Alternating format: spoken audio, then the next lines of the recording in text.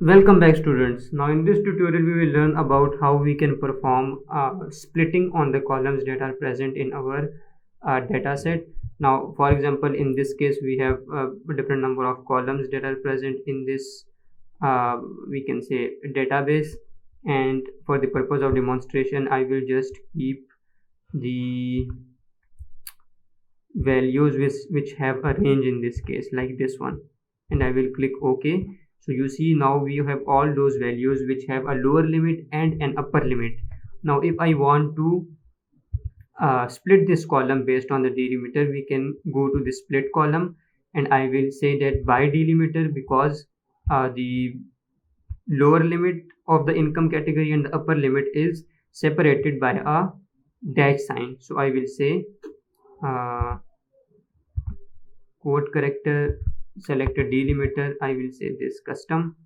This is a hyphen delimiter, each occurrence of delimiter. If I want to split the column into two, I have to click this each occurrence of delimiter. If I want to split at leftmost delimiter, because if we have here we have only one delimiter between the two values. If we have multiple, we can explore these options and click them according to our needs. Now if I click OK, you will see that the lower limit, I can rename it as lower income limit, and I can rename it as upper income limit. So you see we have divided one column into two multiple columns with lower limit and upper limit. Similarly, if I want to like divide this column, no, this one is not, we will look for some other column.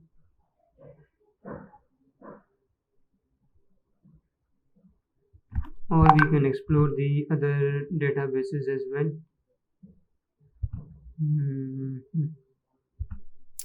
We can go to this lab test patient. Okay, now this is the patient address column, and I want to divide it into the location and the street number. So what I will do is go to split column again, go to by delimiter option. In this case the delimiter is comma, because we see it is a comma, and I can click OK. Once I click OK, we have the patient location, I can say, and the street address.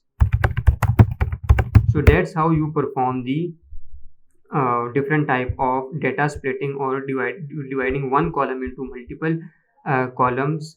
Similarly, we can split this column based on delimiter, where we can say click OK. This is the base email and this is email domain. So that's all for this video. See you in the next video.